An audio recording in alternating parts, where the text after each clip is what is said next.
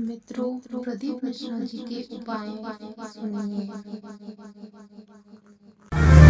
शाम को 4 बजे से लेकर 7 बजे के बीच में शंकर और पार्वती के भ्रमण का समय रहता है। मेरे देवाधिदेव महादेव और माता पार्वती के भ्रमण का समय। भगवान शंकर पार्वती घूमने को निकले। इसलिए हमारा सनातन धर्म कहता है शाम के समय पर माताओं को झाड़ू नहीं लगाना चाहिए। शाम के समय पर माताओं को चूड़ी बिछिया नहीं बदलना चाहिए। शाम के समय पर माताओं को मांग में सिंदूरा नहीं भरना चाहिए। शाम के समय पर माताओं को बाल नहीं बांधना चाहिए। शाम के समय पर माताओं को चौखट पर नहीं बैठना चाहिए। उसका कारण क्या है? क्योंकि पार्वती जी ने भगवान भोलेनाथ जी से कहा था कि तुम मुझे रोज शाम के समय प्रदोष काल में भ्रमण के लिए लेकर जाते हो, मेरे लिए आज्ञा क्या है? शंकर भगवान ने कहा सुनो पार्वती, मंदिर के अंदर नंदी रहता है।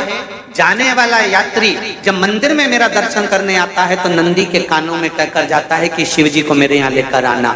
मैं नंदी के अनुसार उनके घर जाता हूँ। मेरा काम है उनका कल्याण करना और तेरा काम है उनके घर की नारी को अखंड सौभाग्यवती का वर प्रदान करना। ये तेरा काम। तब पार्वती माता ने कहा अखंड सौभाग्यवती होने का वर मैं तो दे दूंगी, पर उस समय पर माताएं चूड़ी बदल रही होगी और हाथ से चूड़ी निकाल रही होगी तो मैं वर कैसे दे सकती हूँ? मांग भर रही होगी तो मैं वर कैसे दे सकती हूँ? उस समय पर चूड़ी बिछिया बदला जा रहा होगा तो मैं वर कैसे दे सकती हूँ? उस समय पर झाड़ू लग रही होगी तो मैं लक्ष्मी को वहां कैसे भेज सकती हूँ? आप बताओ। तो शंकर भगवान ने कहा प्रदोष का समय एक ऐसा समय होता है, शाम का समय ऐसा होता है जिस समय पर केवल शंकर और पार्वती की आराधना का समय होता है। हम तो कई लोगों से कहते हैं अगर आपके यहां संपदा नहीं आ रही है, बहुत मेहनत कर रहे हो, फल नहीं मिल रहा, कहीं नौकरी, कहीं सर्विस या कहीं व्यापार या व्यवसाय में कहीं तकलीफ आ रही है, हम सबसे कहते हैं शाम का समय पकड़ लो, शंकर जी के मंदिर में दिया लगाना प्रारंभ कर दो। शिव मंदिर में अगर दिया नहीं लगा रहे हो तो बेलपत्री के पेड़ के नीचे दिया लगा। बेलपत्री और शंकर जी के मंदिर में दिया नहीं लगा रहा तो शंकर जी के मंदिर के बाहर चौखट पर दिया लगा। इतना भी नहीं कर सकते तो अपने घर के बाहर अपने द्वार पर दिया लगा दो। पर शंकर जी के नाम का श्री शिवाय नमस्तुभ्यम बोलकर शंकर भगवान को याद कर कर अपनी कामना कर कर बाबा का स्मरण कर कर पंचाक्षर मंत्र नमः शिवाय, षडाक्षर मंत्र ओम नमः शिवाय, द्वादशाक्षर मंत्र ओम नमो भगवते वासुदेवाय, जो मंत्र तुमको याद है उसका स्मरण कर कर लक्ष्मी हो चाहे नारायण हो चाहे राम हो चाहे कृष्ण हो स्मरण कर कर शाम के समय बाहर दिया लगा दो, दरवाजे के पास लगा दो। वो सुनेगा जरूर, आएगा तो उसका वेलकम जरूर होगा और वो कुछ देकर जरूर जाएगा।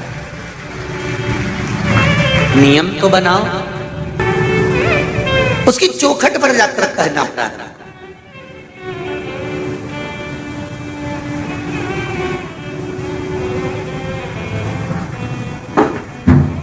बृहस्पति महाराज ने कहा कि शाम का समय जो प्रदोष का समय होता है उस समय पर इंद्रदेव तुम शंकर जी की आराधना करो।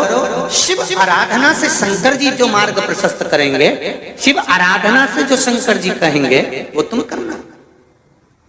ठीक है? आराधना करी बाबा भोलेनाथ जी।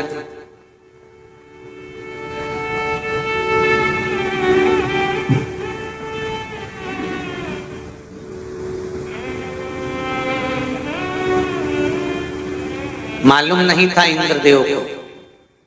बृहस्पति महाराज ने प्रदोष की महत्वता समझाई तो प्रदोष का समय जानकर शंकर जी पर 7 बेलपत्र प्रदोष के दिन इंद्र ने समर्पित कर दी बिना सोचे। कितनी बेलपत्र? 7।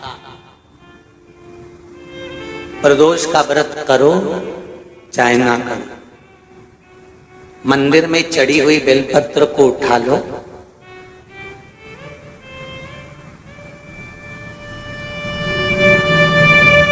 बेलपत्र का ब्रह्म कमल बना लो,